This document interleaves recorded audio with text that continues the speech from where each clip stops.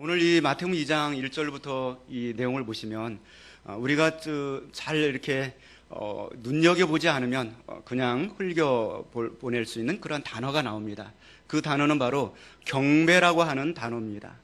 이 경배라고 하는 단어는 2절 말씀에 보시면 우리가 동방에서 그의 별을 보고 그에게 경배하러 왔노라 이렇게 말씀하고 있고요. 또 8절 말씀에 찾거든 내게 고하여 나도 가서 그에게 경배하게 하라. 또 11절 말씀해 보시면 아기와 그의 어머니 마리아가 함께 있는 것을 보고 엎드려 아기께 경배하고, 이 짧은 본문 안에서 이 경배라고 하는 단어가 이렇게 많이 등장하는 것은 강조하고자 하는 뭔가 뜻이 있는 것이죠. 이 강조하고자 하는 이 경배가 무엇이냐? 경배는 바로 NIV 성경은 워십으로 번역을 했는데 오늘날로 표현하면 예배라고 표현할 수가 있는 것입니다. 우리 예수 그리스도께서는 이 땅에 예배를 받기 위해서 오셨습니다. 예수님은 예배를 받으셔야 하실 분이죠. 그래서 오늘 예수님이 탄생하신 첫 장면에서부터 경배를 굉장히 강조하고 있습니다. 예배를 아주 강조하고 있습니다. 시대적인 배경을 보자면 1절 말씀 우리 한번 같이 볼까요? 헤롯 왕 때 예수께서 유대 베들레헴에서 나심에 동방으로부터 박사들이 예루살렘에 이르러 말하되, 굉장히 악한 왕 헤롯이 통치하고 있을 때입니다. 그때 베들레헴에서 예수님께서 탄생하셨다고 말씀하고 있죠. 이 베들레헴이라고 하는 뜻은 이제 떡의 집이라는 뜻입니다. 레헴이 떡이고 벳이라고 하는 단어가 집입니다. 구약 성경에서 베델 하면 하나님의 집 이렇게 사용되고 있죠. 그 떡의 집, 어느 정도 넉넉하고 먹을 것이 풍부했던 그러한 지역. 구약 시대에는 에브라시라고도 하고요. 또 에브라다야 이렇게 이제 미가서에 이렇게 예언해 놓기도 했습니다.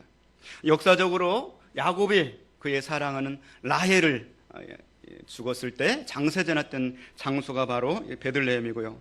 또 모압 여자 룻이 남편 보아스를 만나서 결혼을 하고 살았던 장소가 바로 베들레헴. 그곳에서 이제 다윗 왕이 출생하였던 다윗의 고향이기도 합니다. 어쨌든 예수님이 탄생하신 곳은 베들레헴이라고 하는 작은 곳입니다. 그리고 그때 당시의 시대적 배경은 헤롯이라고 하는 악한 왕이 다스리고 있던 시대였습니다. 헤롯은 BC 37년에 로마 정부의 신임을 얻어서 이 유대 땅을 분봉왕으로 다스리고 있었던 사람이고요. 그는 유다의 어떤 정통적인 혈통을 가지고 타고난 사람이 아니었습니다. 어떻게 보면은 혼혈인인데 어떤 정치적인 수완을 가지고 유다를 다스리게 된 사람입니다. 그러다 보니까 유다 민족들의 반감이 아주 심했습니다. 한번 우리도 생각해 보세요. 이제 내년에 대선인데 예를 들어서 필리핀이나 베트남 어떤 혼혈 출신된 사람이 대통령으로 나오신다면 여러분은 환영하시겠습니까? 아직까지는 정서가 2000년 전이니까 유대 땅은 더 민족주의 근성이 아주 강한 지역이죠. 그러다 보니까 헤롯에 대한 반감이 무척 강했습니다. 헤로닷은 이 반감을 어떻게든 해소시키려고 몇 가지 일들을 했어요. 그 중에 한 가지가 바로 성전을 짓는 것입니다. 유대인들이 가장 사모하는 장소가 뭐냐? 가장 원하는 것이 뭐냐? 그것은 바로 성전이다. 헤롯 성전을 세웠습니다. 아주 잘 건축을 했습니다. 그리고 또한 유대인들의 마음을 사기 위해서 세금을 감면해 주기도 하고 왕궁에 있는 금대접을 녹여서 식량을 사가지고 가난한 백성을 구제하기도 하고, 또 자기 부인이 10명이나 되는데도 이제 유대 이 제사장 가문의 여자를 아내로 취하기도 하고, 그래서 백성들의 마음을 살려고 많은 노력을 기울였습니다. 그러나 그는 이 두 얼굴을 가진 사람이었어요. 그는 지나치게 권력욕에 집착하였던 사람이었습니다. 그러다 보니까 자기의 권좌를 지키기 위해서 이제 아들이 어느 정도 크고 그러면 세자책봉을 하고 그의 권좌를 물려주고 해야 되는데 그것을 하기 싫어서 왕이 될 만한 아들을 죽이는 거예요. 그리고 자기 부인도 죽이고 장모님도 죽이고 또 자기의 동생도 죽이고 그 동생의 아내를 부인으로 빼앗기도 하고, 어떤 이 굉장히 악한 그러한 두 얼굴을 가진 그러한 사람이었습니다. 바클레이라고 하는 성경 주석학자는 그런 얘기를 합니다. 헤롯이 이렇게 악하다 보니까 죽을 날이 다가올 때 두려워하는 것이죠. 자기가 죽을 때 아무도 울지 않고 기뻐할 것 같아요. 그러다 보니까 유언을 하기를 자기가 죽는 날에 유다 나라의 모든 존경받는 현자들을 한가운데 모으고 같이 도사를 내서 그들로 하여금 백성들로 슬퍼하며 울게 하라. 그런 유언을 내렸다고 합니다. 그러나 그 사실이 그대로 이루어지지는 않은 것 같습니다. 자, 이 헤롯의 내용을 바라보면서 우리는 역사적인 배경을 조금 알고 있어야 됩니다. 그때 당시에는 헬라 제국이 통치할 때입니다. 알렉산더 대왕이 33살 젊은 나이에 죽고 그의 4명의 이 부하 장수들이 로마를 쪼개 가집니다. 그 중에서 이제 셀루쿠스와 프톨레미가 아주 강력하고 나머지는 좀 약했어요.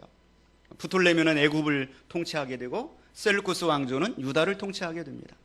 그런데 이 셀루쿠스 왕조가 유다 민족을 자꾸 헬라화시키면서 종교적인 마찰을 야기합니다. 급기야는 성전에 돼지의 피를 뿌려버리고 그러면서 앞으로 이 성전에서는 하나님께 예배하지 말도록 명령을 내리게 됩니다. 유태인들이 목숨을 걸고 반발합니다. 그 와중에 하수문과에서 마타디아와 또 그의 5 아들이 중심이 돼가지고 반란을 일으키게 됩니다. 그것을 가리켜서 마카비 혁명이라고 그래요. 말라기서와 예수님이 오실 그 사이 400년 동안에 일어났던 일입니다. 그 혁명이 성공합니다. 이 마카비라고 하는 것은 휴망치라는 뜻이에요. 성공을 해요. 그래서 약 100여 년 가까이 독립국가 형태를 이루게 됩니다. 그러나 결국에는 로마의 힘을 당해내지 못하죠. 결국에는 전멸을 당하게 되고 나라가 무너지게 됩니다. 그러한 이 권력의 이 약한 틈을 타서 이제 헤롯이 로마 황제에게 좋은 이 관계를 유지해서 유다의 분봉왕으로 오게 됩니다. 그런데 유다 내에서는 끊임없이 독립운동이 일어나는 것이에요. 그래서 유다의 힘이 약하다 보니까 저 동쪽에 있는 나라인 파르티아라고 하는 메대와 바사를 멸망시키고 또 이란을 거점으로 한 파르티아라고 하는 그 왕국을 자꾸 끌어들이려고 합니다. 그러다 보니까 헤롯은 동쪽을 강화를 시켜요. 요새를 세우고 그리고 늘 신경이 곤두서 있어요. 동쪽에서 대적들이 쳐들어오면 어떻게 하나 늘 신경을 곤두세요. 어차피 서쪽은 바다니까. 그런 와중에 오늘 부모 말씀에 동방에서 박사들이 오는 거예요. 그것도 소식을 가지고 와요. 오늘 본문의 말씀 2절 말씀을 한번 같이 보겠습니다. 유태인의 왕으로 나신 이가 어디 계시냐? 우리가 동방에서 그 예배를 보고 그에게 경배하러 왔노라 하니. 헤롯이 잔뜩 긴장하고 있는데 그 자리를 지키기 위해서 아들도 죽이고 자기 부인도 죽이고 장모님도 죽이고 동생도 그러면서 그 자리를 지켜왔는데 동방에서부터 이상한 옷차림을 하고 그냥 봐도 범상치 않은 사람들이 와가지고 유태인의 왕으로 나신 이가 어디 계십니까? 유태인의 왕이 태어나셨다고 그런 소식을 전해주게 되는 것이죠. 헤롯이 깜짝 놀랍니다. 분노하게 되죠. 그리고 나중에 여러분 16절 말씀 보시면 심히 노하여 사람을 보내어서 베들레헴 그 지경 아래에 있는 씨를 말려버리는 겁니다. 남자아이 2살 이하의 모든 아이들을 다 죽이라고 명령을 내리게 됩니다. 자, 이런 내용들을 보면서 예수님께서 하필이면은 오실 때 좀 좋은 때를 찾아서 오셨어야 되는데 헤롯왕의 시대 때 오다 보니까 예수님 앞에서 길잡이 노릇을 했던 세례 요한도 참수형을 당해서 죽게 되고 그럽니다. 자, 왜 예수님께서 이러한 시대 헤롯왕의 시대에 오셨다는 사실이 우리에게 과연 무슨 교훈을 주려고 할까요? 저는 말씀을 한 주간 동안 묵상하면서 그런 생각을 해보게 되는 것이죠. 시대를 탓하지 마라. 내가 어렵고 힘들 때에도 어두운 시대에 도리어 하나님을 예배하라. 예수 그리스도께서 예배를 받으시기에 합당하시고 예배를 받으시기 위해서 가장 악한 시대에 그것이 필요하기 때문에 오셨다. 우리가 볼 때는 하필이면 왜 이 시대냐고 말하지만 예수님이 하나님이 바라보실 때는 그 시대가 가장 좋은 기회다. 가장 하나님께 예배하는 것이 필요한 시대였다고 보는 것입니다. 어쩌면 역사적으로 가장 어두운 혼돈의 시대이십니다. 그러나 영적인 눈으로 볼 때 그때가 가장 적합한 하나님께 반드시 예배를 드려야 할 시대였던 것입니다. 어쩌면 지금도 사람들은 악한 시대를 탓합니다. 우리가 살아가는 이 시대가 얼마나 악한지 모르겠습니다. 날마다 매스컴을 통하여서 어떻게 사람이 저럴 수가 있을까? 정말 짐승만도 못한 그런 인간의 모습들, 또 그들로 인하여서 이 악한 세상이 하나님을 늘 대적하고 본성적으로 하나님을 거스르고 있는 이 세상인 것을 우리는 깨닫게 되고 있습니다. 예수님께서 악한 왕이 다스리시는 헤로데의 시대에 오셨습니다. 우리들은 결코 이 시대를 탓하지 말기를 바랍니다. 오묘한 하나님의 계획과 섭리가 있습니다. 이 시대를 향한 또 우리들의 교회를 향한 여러분 개개인을 향한 하나님의 오묘하신 섭리와 계획을 바라보시기를 바랍니다. 우리들 교회가 이곳에 10년 전에 개척되어질 때 꿈에도 이 자리는 생각하지도 못했고요, 또 호평동을 또 알지도 못했었습니다. 그런데 이곳에 하나님께서 떠밀어서 이렇게 교회 부지를 정하고 기도하면서 개척을 하게 되었습니다. 바로 옆에 있는 그 건물 자리에 아시는 분들은 아실 거예요. 불상을 만드는 공장이 있었습니다. 아실 거예요. 그래서 새벽에 엎드려 가지고 기도를 이렇게 하고 눈을 찬 떠보면은 불상 머리가 쫙 진열되어 있었어요. 어디론가 팔려나갈 불상의 머리들이요. 그걸 바라보면서 수년 동안을 하나님, 저 불상 공장이 사라지게 해 주십시오, 그렇게 기도했어요. 지금은 이제 얼마나 영적으로 쾌적한 환경이 되어 있는지 모릅니다. 할렐루야. 분명히 하나님의 계획과 뜻이 있다는 것이죠. 에스더 4장 14절 말씀에 이런 말씀이 있습니다. 이때 내가 만일 잠잠하여 말이 없으면 유다에는 다른 데로 말미암아 노임과 구원을 얻으려니와 너와 내 아버지 집은 멸망하리라. 내가 왕후의 자리를 얻은 것이 이때를 위함이 아닌지 누가 알겠느냐 하니. 여러분을 지금 여러분의 직장 속에, 여러분의 가정 속에, 또 우리들 교회 안에 이렇게 허락하신 이유는 이때를 위함이 아닌지 우리가 어떻게 알겠습니까? 하나님이 이 직장에, 하나님 이 가정에, 하나님 우리들을 교회 안에, 하나님 약한 시대 가운데 교회를 세우시고 우리를 불러 모으신 뜻은 바로 하나님의 계획이 틀림없이, 하나님의 뜻이 틀림없이 있다는 사실입니다. 두 번째로 동방 목사들을 한번 생각해 보고자 하는 것입니다. 동방에서 박사들이 찾아왔습니다.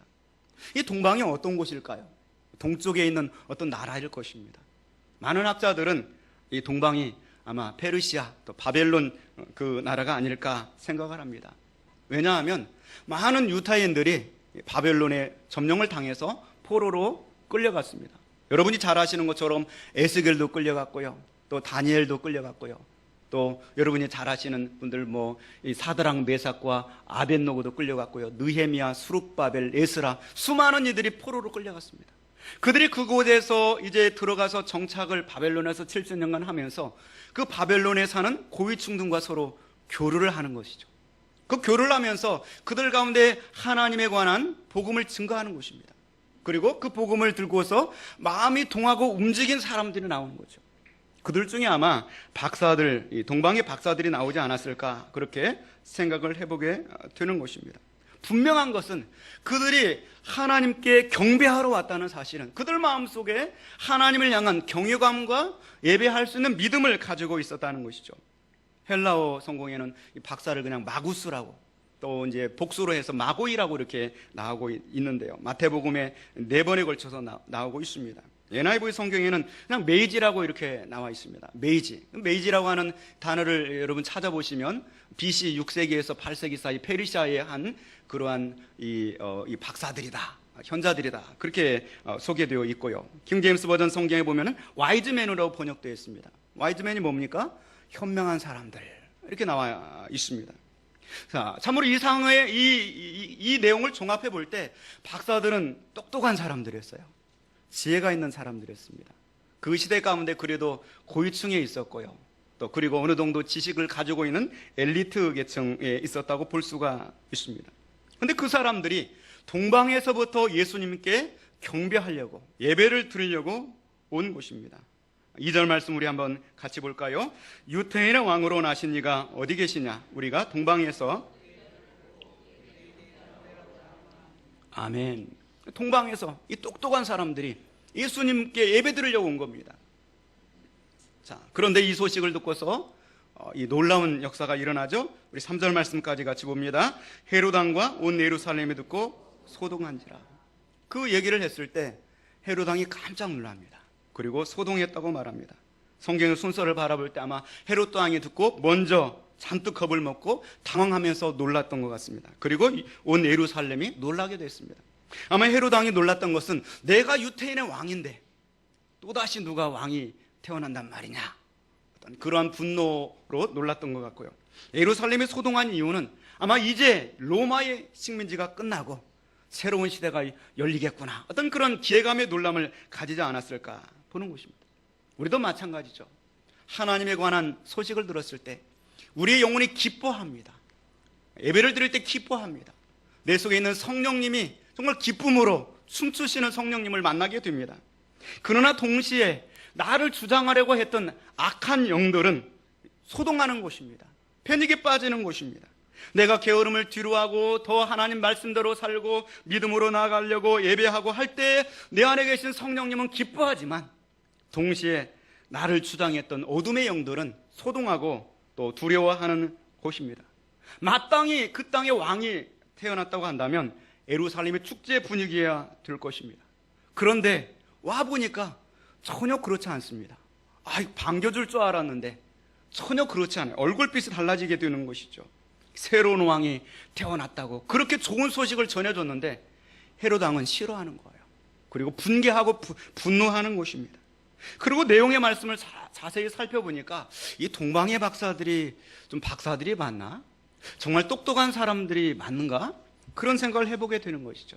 저 같으면은 타국에 가서 그 소식을 전하기 전에 먼저 좀 이렇게 알아보고서 궁정에 가서 그 소식을 이야기할 텐데 그냥 곧장 궁전으로 가가지고 그 소식을 전해주니까 그 하필이면 그때 악한 왕이 다스리고 있을 때가 아닙니까? 그 소식은 무엇입니까? 이 땅에 메시아가 태어나셨습니다. 유태인의 왕이 태어나셨습니다. 그 소식은 바로 헤롯 왕의 고급 정보를 주는 거예요. 유태인의 왕을 제거해야 된다고 하는 정보를 주는 것밖에 되지 않습니다. 이 결과적으로 봤을 때 이 동방 박사들은 동방의 박사들이라기보다는 동방의 바보들처럼 보여요. 왜 그 하필이면 그 얘기를 해가지고 그 예수님께 예배하러 왔으면 예수님을 어떻게 보호할 수 있는 방법을 강구해야 되는데 예수님께 해가 되더라. 그 소식을 그대로 그냥 헤롯 왕에게 직고를 해가지고 그런 생각을 해보게 되는 거예요. 어떻게 이렇게 동방의 바보들처럼 그렇게 똑똑하고 머리 좋은 사람이 그렇게 할 수가 있을까 생각을 해보는 것이죠. 그러면서 우리의 모습들을 생각해 보는 것입니다. 성경에 나타난 동방 박사들, 왜 하나님께서는 이들을 비중 있게 다루고 있을까? 그러면서 우리들의 모습을 한번 오버랩을 시켜보는 것이죠. 우리들은 어떻습니까? 세상을 살면서 어쩌면 우리들은 바보들같이 살지 않습니까? 하나님을 믿느라고 믿음으로 살고 주일 성수하고 하려다 보니까 세상 친구들이 하나둘씩 떨어져요. 술 친구, 또 함께 하던 그 친구들이 자꾸 공유할 수 있는 그런 것들이 사라지게 되고요. 사회성이 자꾸 떨어지는 것 같아요. 처세술이 부족해요. 어디 가서 어떻게 처세를 해야 될지 모르겠어요. 우리들 보고 냄새가 난다고 싫어해요. 우리는 그들에게서 냄새가 나가지고 싫어하는데 예수 믿는 냄새가 난대요. 우리가 알 수 없는 예수님의 냄새를 그들은 다 알아서 우리를 싫어하는 것이죠. 그런 것입니다. 그런데 오늘 이 동방 박사들의 모습이 그렇다는 것이죠. 정말 바보들 같고 현명한 사람들이 현명하게 이렇게 하는 것이 아니라 어디가 좀 모자라는 사람처럼 그렇게 해결을 하고 있는 것입니다. 그런데 다시 한번 뒤집어 보면은 박사들이 잘못된 것이 아닙니다. 박사들은 정말 현명하게 FM대로 그렇게 한 거예요. 그 집에 가서 그 정중하게 왕궁을 찾아가서 밀정을 어떻게 하는 것이 아니라 그 왕위에 계시는 그 땅의 통치자에게 가서 정직하게 그 얘기를 하고 그리고 나서 반응을 살피고 그런 것이 이게 FM입니다. 그게 맞는 거예요. 문제는 그 시대가 악한 것이 문제입니다. 그 땅에 다스리고 있는 왕이 악한 것이 문제인 것입니다. 이 동방 박사들의 바보 같은 모습과 그 선한 모습이 악한 헤롯 왕의 그 모습과 대조되어서 나타나게 되는 것입니다. 어쩌면 세상이 캄캄할 때 무엇을 볼 수 있습니까? 별빛을 볼 수가 있어요. 지금은 아무리 나가서 보려고 해도 별빛을 잘 찾을 수가 없습니다. 그러나 캄캄한 밤이 되면은 별빛이 빛나는 곳입니다. 세상에 가장 캄캄할 때 하나님께서는 이 동방 박사들이 빛나도록 이렇게 하시는 곳입니다. 더군다나 사탄의 입장에서 바라봤을 때 예수 그리스도께서 이 땅에 태어나시는 우주적인 사건입니다. 엄청난 사건입니다. 이 초유의 사건 앞에서 하나님께서는 가만히 있을 수가 없는 것이죠. 영적인 전쟁과 전투가 벌어지게 되는 것이죠. 사탄의 이 일을 방해하려고 총력을 기울입니다. 예수님이 이 땅에 태어나지 못하도록 총력을 기울입니다. 그런 와중에서 하나님께서는 동방의 박사들, 어쩌면 바보 같은 그들을 통하여서 하나님의 역사를 일으키시는 것입니다. 아마 동방의 박사들이 헤롯 궁에 찾아가지 않고 국민들에게 찾아가서 물었으면 어떠했을까요? 국민들이 이 메시아가 어디서 태어난다는 사실을 얼마나 알고 있었을까요? 아마 꼭 그렇지는 않았을 것 같습니다. 만약에 그렇게 헤롯 궁전으로 찾아가지 않았다고 한다면 아마 성경의 많은 부분들이 달라지게 되지 않았을까 생각해 보는 것입니다. 이 동방의 박사들이 정말 미련하게 바보처럼 그냥 우직하게 세상의 선함을 믿고 그리고 그냥 그 왕궁에 그냥 들어가서 이야기를 했습니다. 그리고 헤롯 왕은 분노하면서 그 앞에서는 처설을 했죠. 그래서 먼저 가셔서 그 왕에게 경배하고 찾거든 내게도 알려주십시오. 나도 그에게 가서 경배하고자 합니다. 이렇게 말을 하고요. 그 박사들은 그냥 그 말만 믿고 별을 보고 쫙 찾아서 가서 아기 예수께 경배하는 것입니다. 하나님께서 위에서 바라보실 때 가만 놔두면은 다시 어디로 갈 것 같아요? 어디로? 헤롯왕에게 갈 것 같아요. 왜? 그런 사람들이니까, 박사들이. 그래서 하나님께서 개입하시는 거예요. 할렐루야. 마태복음 1장의 내용을 보면 천사들이 무려 5번이나 나옵니다. 여러분, 이 동방박사들 뿐만 아니라 요셉도 그렇고요, 우리가 봤던 마리아도 그렇고 바보 같아요. 그렇잖아요. 바보 같아요. 그래서 처녀로서 아이를 갖는다고 할 때 펄쩍 뛰면서 엘리사벳도 아이를 가졌노라. 지극히 높으신 이의 능력이 너를 덮으시고 성령이 너에게 함께 하셔서 지극히 그 거룩하신 일을 나게 될 것이다. 이 마리아가 순종하는 거예요. 또 요셉이 그걸 받아들이고요. 그때마다 바보 같은 믿음을 가졌던 그들에게 주의 천사를 보내셔서 개입하시고 역사하신 줄로 믿습니다. 그냥 놔두면 안 될 것 같으니까요. 하나님이 책임져 주시는 것이죠. 초자의 그런 하나님의 섭리가 그들 가운데 함께 하시는 것입니다. 여러분, 우리들의 삶을 한번 돌이켜 보십시오. 그러면 왜 우리에게는 그런 하나님의 사자가, 하나님의 천사들이 나타나지 않을까? 왜 그럴까요? 네, 반대입니다. 바보처럼 살지 않기 때문이에요. 우리는 너무나도 지혜로워요. 하나님이 개입하시지 않으셔도 될 만큼 오늘 우리 집사님 기도하신 것처럼 좀 빈틈도 있고 좀 그래야 되는데, 좀 여백이 있고 그래야 되는데 너무나 치밀하게 살려고 그랬어요. 그런데 동방박사들 바보처럼, 마리아나 이 요셉은 바보처럼 그렇게 오직 하나님만을 바라보고 말씀대로 사람이 떡으로만 사는 것이 아니라 하나님의 입에서 나오는 말씀으로 사는 것이라, 배고파도 굶어도 죽어도 그 말씀대로 사는 것이다. 그렇게 하고 나가니까 하나님이 개입하실 수밖에 없는 것이에요. 여러분, 사도행전 16장 이렇게 내용의 말씀 보면은 바울 사도 일행이 2차 전도여행을 떠나게 됩니다. 그 상황 속에서 바울은 아시아로 가려고 애를 쓰면서 무시아에서 비두니아로 가려고 합니다. 그래서 성령이 예수의 영이 허락지 아니하시는지라 그때 저녁에 계속 기도합니다. 하나님의 뜻이 어디에 있습니까?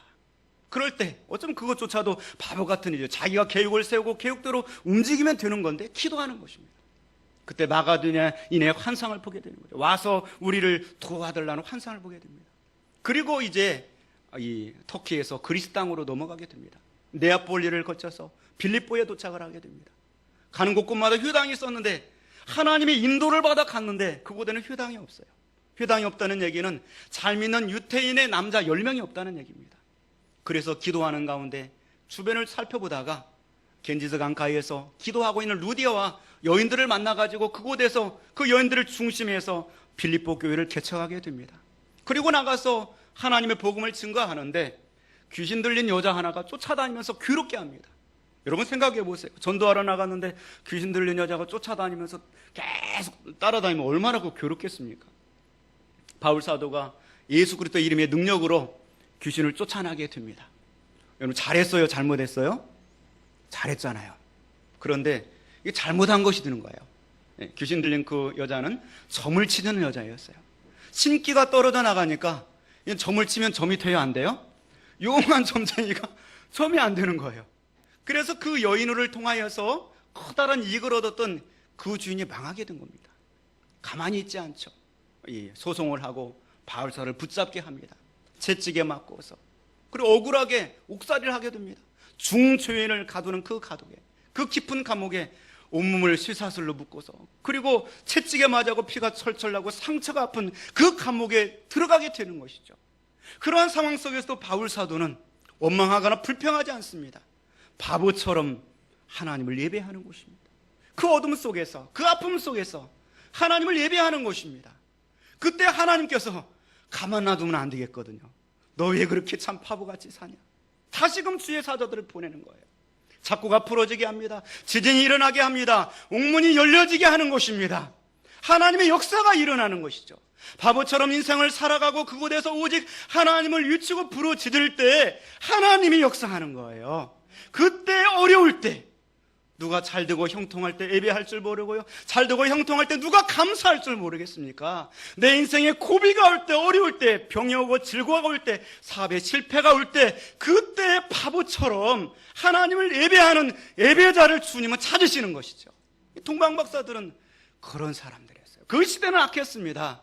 그를 이용하려고 했습니다. 그럼에도 불구하고 바보처럼 하나님의 주권을 믿고 예배를 받으시는 살아계신 하나님을 믿고 나갈 때 하나님께서 가만두실 수 없는 거예요. 왜? 그렇게 살다가는 세상을 살 수 없거든요. 하나님이 간섭하시는 것입니다. 구약에 나타나는 하나님의 천사를 보내고 하나님의 능력의 초자년 섭리가 나타나는 모든 사건들은 다 바보처럼 하나님을 믿고 하나님을 예배하는 자들, 그들을 하나님이 붙들어 주셨던 것입니다. 어려운 일 당할 때 나의 믿음 적으나 어제하는 내 주를 더욱 의지합니다. 세월 지나 갈수록 의지할 것뿐일세. 무슨 예를 당해도 예수 의지합니다. 찬송가 543장입니다. 신앙의 이론과 실제는 다른 것입니다. 오직 하나님의 백성들은 하나님 말씀대로 살아야 됩니다. 그것이 맞다고 한다면 그것을 고집스럽게 붙들어야 되죠. 그렇지 않습니까? 여러분 집에 냉장고나 세탁기를 사왔으면 그 냉장기의 성능과 기능을 잘 알고 있어요. 그거를 이용해야지 코드도 꽂지 않고 포장에 담아가지고 놓고 있으면 얼마나 그게 더 바보 같은 짓입니까? 하나님 우리에게 믿음이라고 하는 놀라운 선물을 주셨습니다. 예배라고 하는 놀라운 수단을 주셨습니다. 초자연적인 하나님의 기적과 능력과 치유와 역사가 임할 수 있는, 하늘을 뚫고 역사하는 악한 시대 가운데서도 하나님이 개입할 수 있는 길을 열어주셨습니다. 알면서도 왜 우리는 포장조차 뜯지 않고 확신하지 못하고 의심하고 그러고 살아가고 있습니까? 아무리 망해도, 아무리 실패해도, 고통스러워도 하나님은 지금도 살아계셔서 하나님께 그 자리에서 예배할 때 내 가슴이 뜨거워지고 우리 하나님도 강하게 응답하시고 역사하여 주시는 줄로 믿습니다. 동방박사는 몇 사람일까요? 많은 사람들이 세 사람 이렇게 답변을 합니다. 그래 성경에 어디를 봐도 세 사람이라고 하는 근거가 없습니다. 그러다 보니까 우리 찬송가에도, 이전 찬송가에서는 동방박사 세 사람, 이번에는 싹 바뀌었어요. 우리가 보고 있는 찬송가 116장에 보면은 동방에서 박사들, 세 사람이 다 사라져 버렸어요. 왜 그러냐면 우리는 서방교회 전통을 이어가고 있어요. 서방교회는 동방박사가 세 사람이다, 오리겐이 AD 3세기에 주장을 해서 정설로 그렇게 받아들이고 있어요. 동방교회는 아직도 12사람이라고 그렇게 알고 있습니다. 물론 성탄절도 서방교회는 12월 25일, 동방교회는 1월 6일로 지키고 있어요. 물론 나중에 말씀을 드리겠지만 성탄절로 12월 25일, 정확히 말씀드리면 겨울이 아니에요. 예수님이 탄생하실 때가. 왜냐하면 밤에 목자들이 자기 양떼를 들판에서 지킬 때는 겨울에는 다 우리 안에 들여놓지 밖에서 놓고 기를 때가 아니에요. 겨울은 절대로 아니에요. 어떻게 겨울을 우리가 지금 전통을 따라서 지키고 있습니다.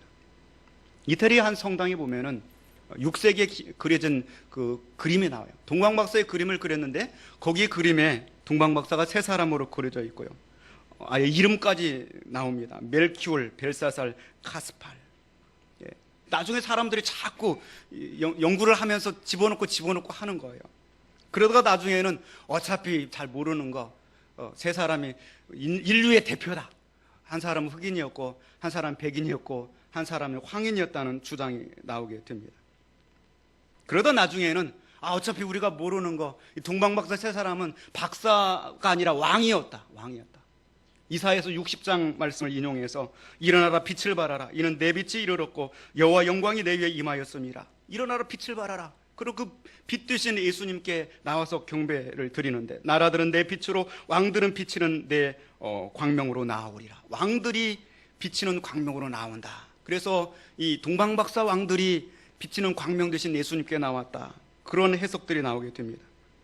더 나아가서는 동방박사가 4사람이었는데 시간을 한 사람이 못 지켜가지고 나중에 알타반이라고 하는 사람이 또 등장을 하게 됩니다.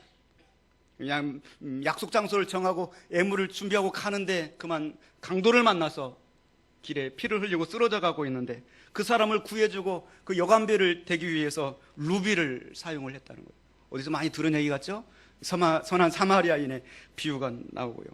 그러다가 가보니까 이미 베들레헴에 가보니까 이미 떠나버려. 박사들도 떠나고 예수님도 애굽으로 피난 가버렸고, 그래서 애굽까지 내려가서 보니까 또 예수님을 찾을 수가 없었고요. 그리고 나중에 이제 다시 예루살렘으로 돌아와서 이렇게 돌아다니다 보니까 이 노예로 팔려가고 있는 소년을 보게 되고, 그래서 또 이 진주 하나, 이 보석을 하나를 쓰게 되고, 그래 나중에 결국에는 십자가상에서 예수님 만나가지고 주님을 예배하려고 몇 년 전에 이렇게 애물을 준비했었는데 이렇게 다 써버렸습니다. 그랬더니 예수님이 너는 이미 나에게 다 주었다. 감동적인 얘기를, 없는 얘기입니다. 지원해서 이 동방박사 이 얘기를 들어가 보면 굉장히 재밌는 얘기들이 많이 나와요. 성경에는 그냥 마고스가 왔다. 마고스가 이제 박사고, 복수로 하면은 오스이야, 3인칭 명사 오스. 근데 복수로 하면 마고이가 왔다. 그렇게 이야기를 하고 있습니다. 사랑하는 성도 여러분, 중요한 사실은 동방박사가 누구냐, 몇 사람이냐 중요하지 않습니다. 제가 볼 때는 중요한 것은 뭐하러 왔느냐, 예배하러 왔다는 것입니다. 그 수천 리길, 3,500리길을 무려 3개월에서 4개월에 걸쳐서 그대로 왔습니다. 오늘도 이 시간 예배를 드리기 위해서 저 가평에서, 설악에서, 또한 저 수원에서 얼마나 먼 곳에서 오셔서 예배에 참여하고 있는지 모릅니다. 그들이 위험을 무릅쓰고 도적의 위험과 또 사나운 맹수의 위험과 일사병의 위험을 무릅쓰고 와서 예배를 드립니다. 적어도 그들에게는 자발적인 열망이 있었습니다. 하나님께 예배하고자 하는 그 뜨거운 가슴이 있었습니다. 이글이글 끓는 듯한 그 용암 같은 믿음이 있었습니다. 바보처럼 보일지라도 하나님 그 중심을 바라보셨던 곳입니다. 오늘 우리에게 이러한 자발적인 간절함이 다시금 불릴 듯 일어나기를 원합니다. 이런 간절히 사모하는 마음이 우리 속에서 일어나기를 원합니다. 오늘 우리가 이 다 같이 앉아서 예배를 드릴지라도 하나님이 내 마음을 모르시겠습니까? 어떠한 마음의 자세를 가지고, 어떤 갈급함을 가지고, 어떤 사모함을 가지고, 어떤 간절함을 가지고 내가 이 시간에 하나님을 찾고 있는지 내 중심을 하나님께서 모르시겠습니까? 예레미야 29장 말씀에 너희가 온 마음으로 나를 구하면 나를 찾을 것이요 나를 만나리라고 말씀하고 있습니다. 우리 예배가 달라지기를 원합니다.